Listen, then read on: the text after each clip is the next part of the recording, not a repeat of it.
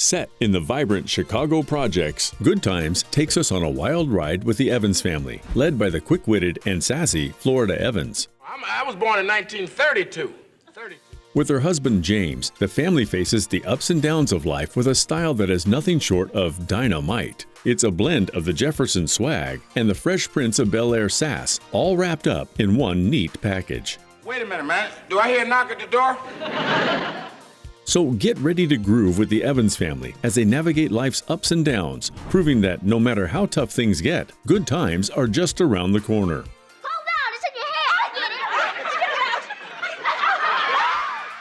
Born on June 25, 1947, Jimmie Walker was destined for the comedy scene with his infectious energy and charisma. Not hard to believe when you realize that he was born and raised in New York. His big break came at the age of 27 when he landed the role of J.J. Evans, which catapulted him to stardom. As the lovable, wisecracking son of the Evans family, he quickly became the centerpiece of the show, making him an unforgettable part of television history. Jimmie Walker popularized the catchphrase Dy-no-mite during his time on the hit sitcom Good Times and quickly became a cultural phenomenon. I mean, don't tell me I look beautiful all of a sudden.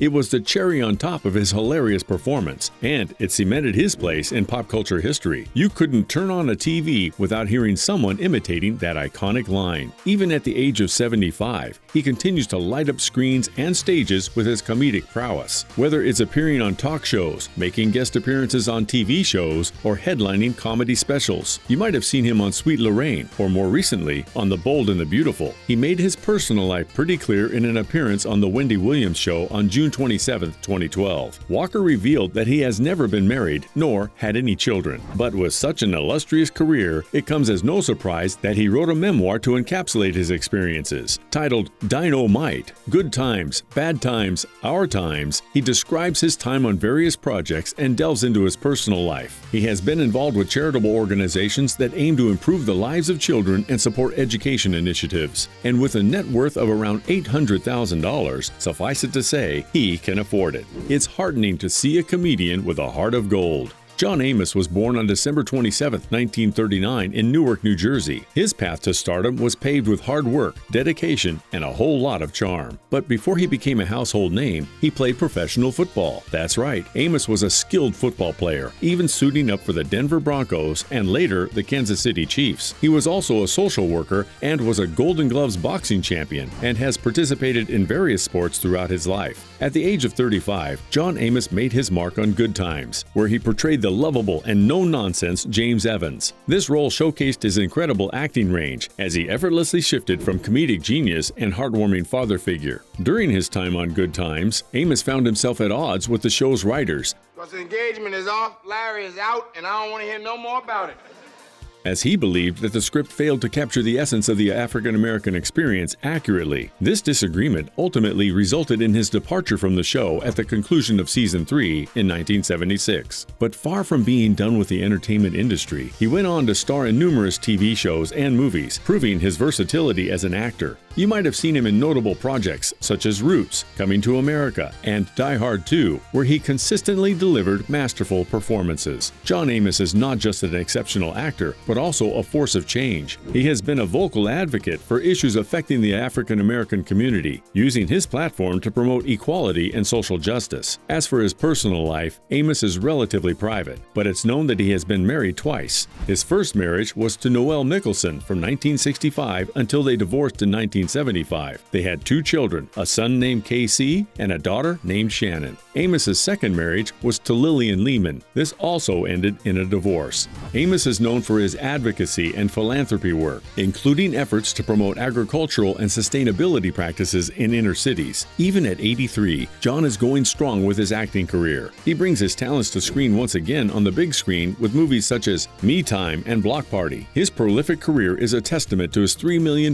net worth. Perhaps the only one that can outshine John is his co-star, Esther Rolle. Before she became an actress, Rolle worked in various traditional jobs, such as in a school lunchroom and graduate school dining hall. After moving to New York, she became part of the Negro Ensemble Company. She began her career in theater, honing her craft on stages across the country before she began performing behind the camera. At the age of 51, Esther Rolle landed the role of a lifetime as the matriarch of the Evans family. With her fierce yet nurturing portrayal, she became the heart and soul of the show. She initially turned down the role of Florida Evans when it was first offered to her. However, after some persuasion, she did accept.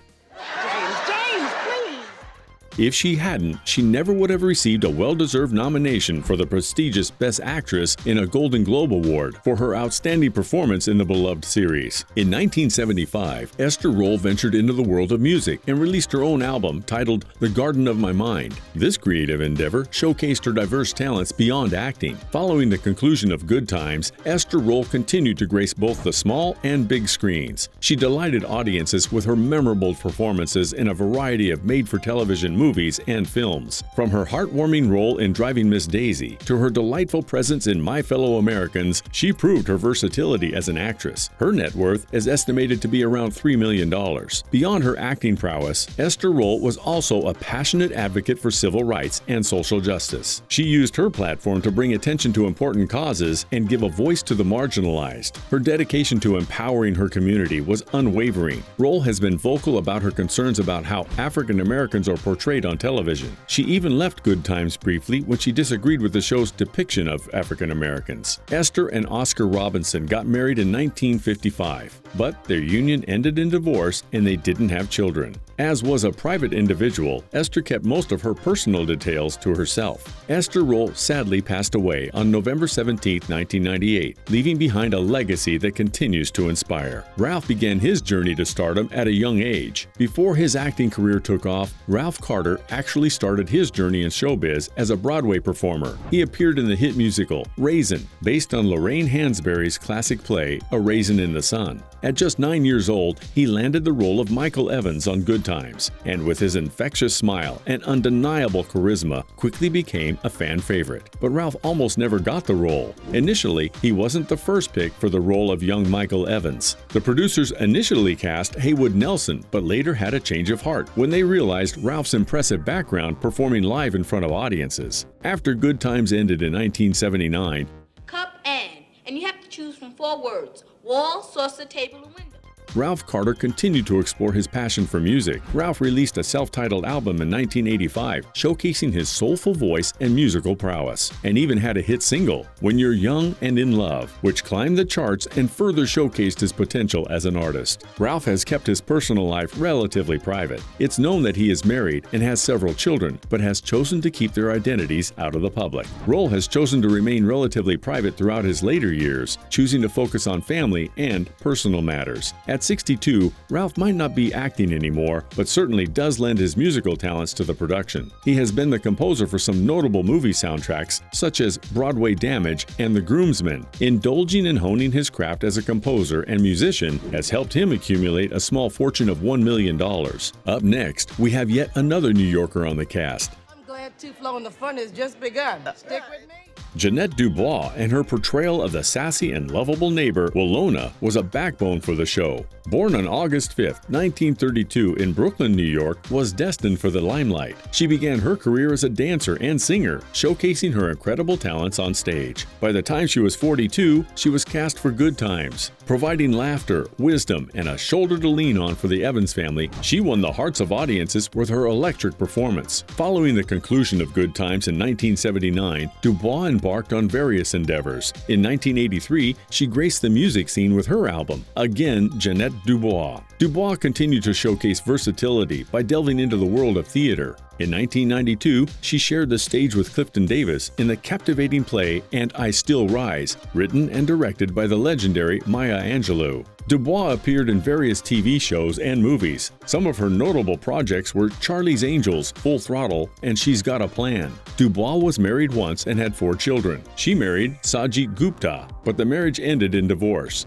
Their 4 children are named Provat Gupta, Rani Gupta, Keisha Gupta Fields and Raj Christo Gupta. Unfortunately, Jeanette DuBois passed away in her sleep at her home in Glendale, California on February 17, 2020, at the age of 87, leaving behind a legacy that will forever be cherished. Good Times stands as a groundbreaking sitcom that revolutionized the television landscape and society as a whole.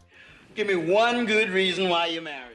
The show broke barriers and tackled important social issues, all while delivering heartfelt moments to audiences around the world. It was the first television show to feature an African-American two-parent household, challenging prevailing stereotypes, and paved the way for shows like The Jeffersons, Martin, and The Fresh Prince of Bel-Air. Through a memorable cast and thought-provoking storytelling, Good Times left an indelible legacy that continues to shape the sitcom industry and society at large.